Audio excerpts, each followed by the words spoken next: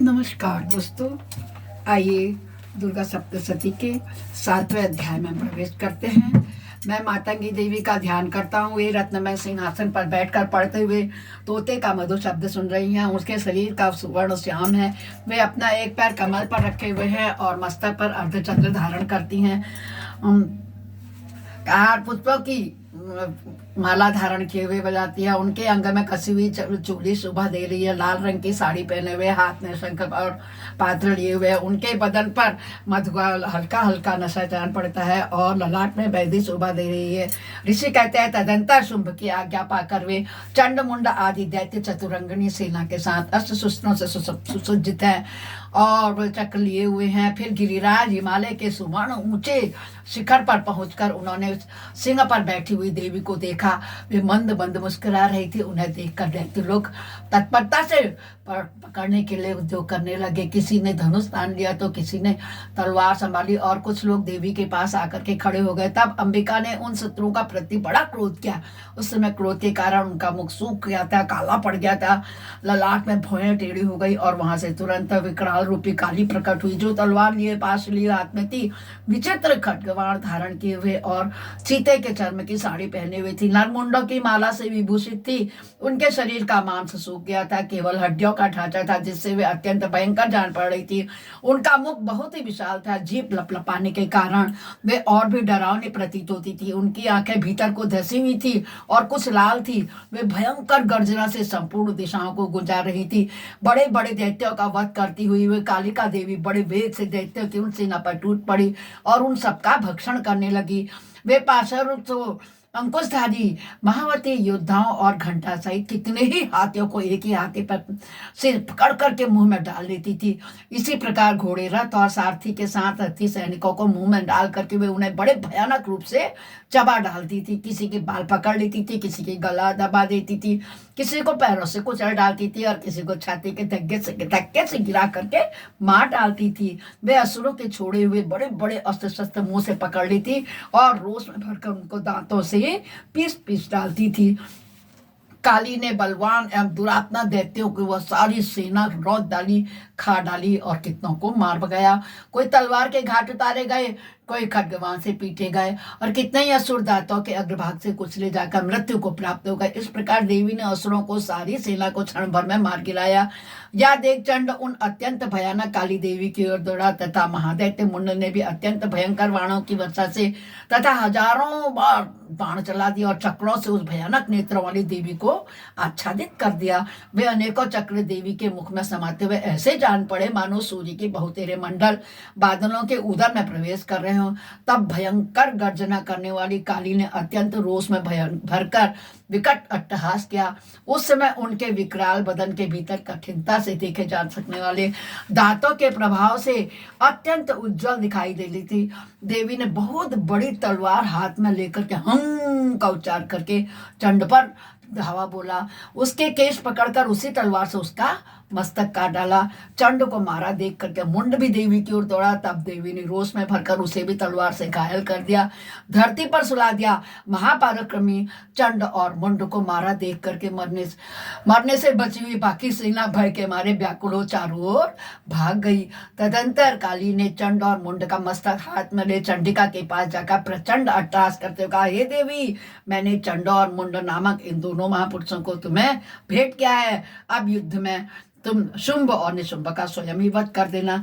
ऋषि कहते हैं, वहां आए हुए उन चंड मुंड नामक महादैत्यों को देखकर कल्याणमयी चंडी ने काली से मधुर वाणी में कहा, हे देवी, तुम चंड और मुंड को लेकर मेरे पास आई हो, इससे संसार में चामुंडा के नाम से तुम्हारी ख्याति विख्यात होगी। बोलो दुर्गा माता की जय। इस प्रकार श्री मार्कंडेय पुराण में सार्वजनिक मनमंत्र की कथा के अंतर्गत देवी महात्म्य में चंड मुंड वध नामक 7वां अध्याय पूरा हुआ। अब हम 8वें अध्याय में प्रवेश करेंगे भक्तों, जिसमें देवी माता ने रक्त बीज का वध किया है। मैं अणिमा आदि सिद्धि देवी फिर किरणों से आवृत भवानी की ध्यान करती हूँ। उनके शरीर का रंग लाल है, नेत्रों में करुणा लहरा रही है तथा हाथों में गदा, पाश, अंकुश, बाण और धनुष शोभा पाते हैं। ऋषि कहते हैं, चंड और मुंड नामक दैत्यों के मारे जाने से बहुत सी सेना का संहार हो जाने पर दैत्यों के राजा प्रतापी शुंभ के मन में बड़ा क्रोध हुआ और उसने दैत्यों की संपूर्ण सेना को युद्ध के लिए कूच करने की आज्ञा दी। वह बोला, आज उदयुद्ध नामक 86 दैत्य सेनापति अपनी सेनाओं के साथ युद्ध के लिए प्रस्थान करें। कम नाम के दैत्यों के 84 सेना नायक अपनी अपनी वाहिनी के साथ यात्रा करें। 50 कोटि वीर कुल और 100 धूर्म कुल के असुर सेनापति मेरी आज्ञा से सेनापति कूच करें। कालक, दौहार्द, मौर्य और काल के असुर भी युद्ध के लिए तैयार हो मेरी आज्ञा से तुरंत प्रस्थान करें। भयानक शासन करने वाला असुरा शुंभ इस प्रकार आज्ञा दे सहस्त्रों बड़ी बड़ी सेनाओं के साथ युद्ध के लिए प्रस्थित हुआ। उसकी अत्यंत भयंकर सेना आती देख चंडिका देवी ने अपने धनुष की टंकार से पृथ्वी और आकाश के बीच का भाग गूंजा दिया। राजन, तदंतर देवी के सिंह ने भी बड़े जोर जोर से दहाड़ना प्रारंभ कर दिया। फिर अंबिका ने घंटे के शब्द से उस ध्वनि की ओर भी बढ़ा दिया। धनुष की टंकार, सिंह की दहाड़ और घंटे की ध्वनि से संपूर्ण दिशाएं गूंज उठी। उस भयंकर शब्द से काली अपने विकराल मुख को और भी बढ़ा लेती है और इस प्रकार से ये वह विजयी नहीं होकर के भक्तों की रक्षा करती है। उस तुमुल नाद को सुनकर दैत्यों की सेनाओं ने चारों ओर से आकर चंडिका देवी को, सिंह और काली देवी को भी क्रोध पूर्वक घेर लिया। राजन, इस बीच में असुरों के विनाश और देवताओं के अभ्युदय के लिए ब्रह्मा, शिव, कार्तिकेय, विष्णु तथा इंद्र आदि देवी को शक्तियां जो अत्यंत पराक्रम और बल से संपन्न थी, उनके शरीर से निकल करके उन्हीं के रूप में चंडिका देवी के पास गई। जिस देवता का जैसा रूप, जैसी वेशभूषा, जैसा वाहन है, ठीक वैसे ही साधनों से संपन्न हो उनकी शक्तियां भी असुरों से युद्ध करने लगी। सबसे पहले हंस युक्त विमान पर बैठी हुई अक्ष सूत्र और कमंडल से सुशोभित ब्रह्मा जी की शक्ति उपस्थित हुई, जिसे ब्रह्माणी कहते हैं। महादेव जी की शक्ति वृक्ष पर आरूढ़ हो हाथों में श्रेष्ठ त्रिशूल लेकर के आई। महानाग की कंकड़ आदि पहने मस्तक में चंद्र रेखा विभूषित हो वहां पहुंची। कार्तिकेय जी की शक्ति रूपा जगदम्बिका उन्हीं का रूप लेकर के श्रेष्ठ मयूर पर आरूढ़ हो हाथ में शक्ति लिए दैत्यों से युद्ध करने के लिए आई। इसी प्रकार भगवान विष्णु की शक्ति गरुड़ पर विराजमान होकर शंख, चक्र, गदा, शंख, धनुष तथा शंख हाथ में लिए हुए वहां आई। अनुपम यज्ञ वाराह का रूप धारण करने वाली श्री हरि की जो शक्ति है वह भी 12 शरीर धारण करके वहां उपस्थित हुई। नरसिंह शक्ति भी नरसिंह के समान शरीर धारण करके वहां आई। उसकी गर्दन के बालों के झटके से आकाश के तारे बिखर जा रहे थे। इसी प्रकार इंद्र की शक्ति वज्र हाथ में लेके गजराज ऐरावत हाथी पर बैठकर आई। उसके भी सहस्त्र नेत्र थे। इंद्र का जैसा रूप है वैसा ही उनका भी रूप था। तदंतर उन देवी शक्ति से घिरे हुए महादेव जी ने चंडिका से कहा, मेरी प्रसन्नता के लिए तुम शीघ्र ही उन असुरों का संहार कर दो। जब देवी के शरीर से तब भयानक और परम उग्र चंडिका देवी शक्ति प्रकट हुई, जो सैकड़ों गीदड़ियों की भांति आवाज करने वाली थी। उस अपराजिता देवी ने धूमिल जटा वाले महादेव जी से कहा, हे भगवान, आप शुंभ निशुंभ के पास दूत बनकर जाइए और उन अत्यंत गर्वीले दानव शुंभ एवं निशुंभ दोनों से कहिए, साथ ही उनके अतिरिक्त भी जो दानव युद्ध के लिए वहां उपस्थित हों उनको भी यह संदेश दीजिए, दैत्यों, यदि तुम जीवित रहना चाहते हो तो पाताल लोक को लौट जाओ। इंद्र को त्रिलोकी का राज्य वापस मिल जाए, देवता यज्ञ भागा का उपभोग करेंगे। यदि इसके बल में घमंड में आकर के तुम युद्ध की अभिलाषा रखते हो तो आओ, मेरी शिवाएं योगनियां तुम्हारे कच्चे मांस से तृप्त होंगे। चूंकि उस देवी ने भगवान शिव को दूत के कार्य में नियुक्त किया था, इसलिए वह शिवदूती के नाम से संसार में क्या हुई, विख्यात हुई। बोलो दुर्गा माता की जय होवे। वे महादैत्य भी भगवान शिव के मुंह से देवी के वचनों को सुनकर के क्रोध में भर गए और जहाँ की कात्यायनी विराजमान थी उस ओर बढ़े। तदंतर वे दैत्य अमर से भरकर पहले ही देवी के ऊपर बाण, शक्ति और सृष्टि आदि अस्त्रों की वृष्टि करने लगे थे। तब देवी ने भी खेल खेल में ही धनुष की टंकार की और उसमें छोड़े हुए बड़े बड़े बाणों तथा दैत्यों के चलाए हुए बाण, शूल आदि शक्ति और फरसों को काट डाला।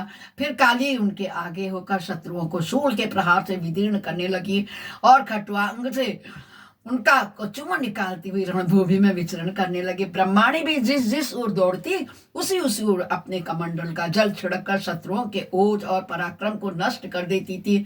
माहेश्वरी ने त्रिशूल से तथा वैष्णवी ने चक्र से और अत्यंत क्रोध से भरी हुई कुमार कार्तिकेय जी की शक्ति से दैत्यों का संहार प्रारंभ कर दिया।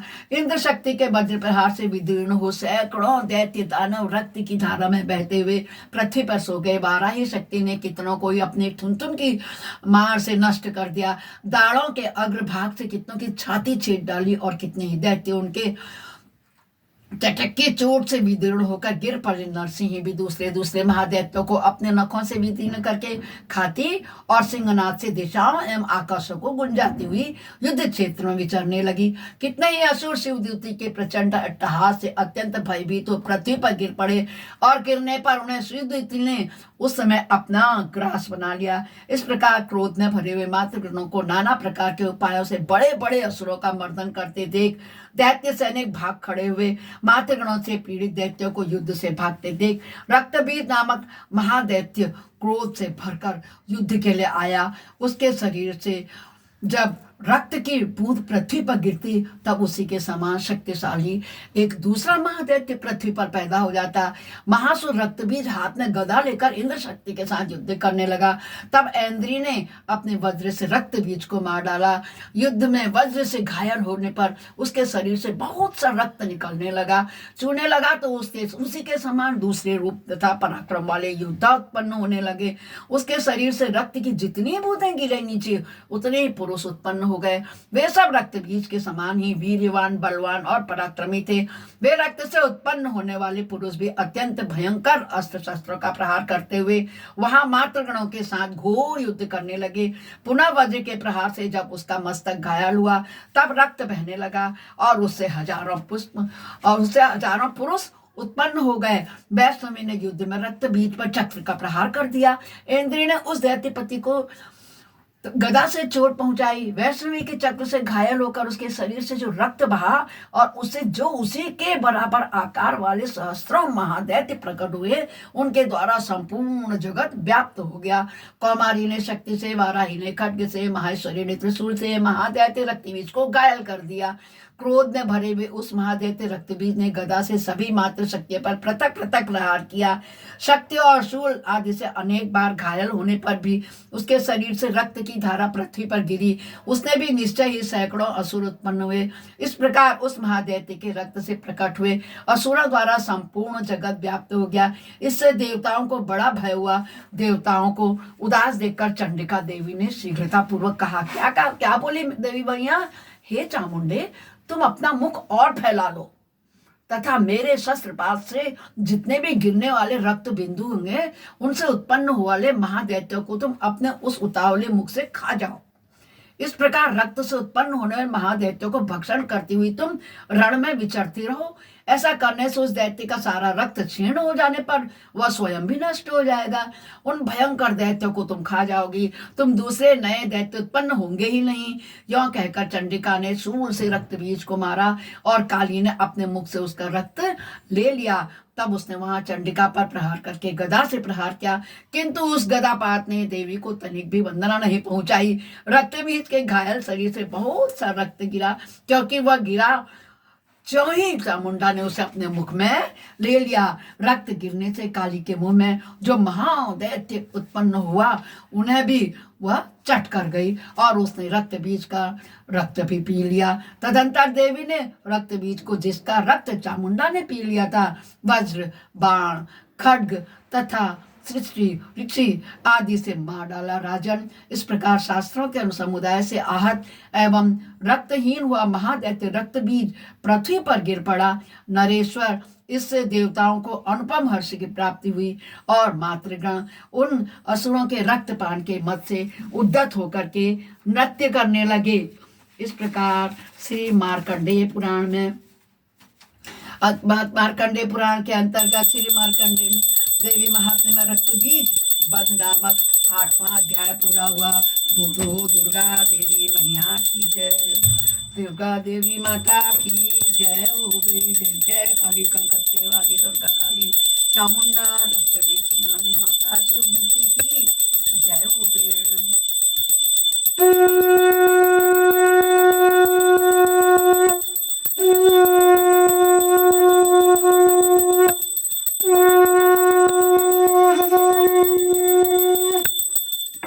दुर्गा देवी नमः। ओम श्री दुर्गा देवी नमः। श्री दुर्गा देवी नमः। श्री दुर्गा देवी नमः। श्री दुर्गा देवी नमो नमः।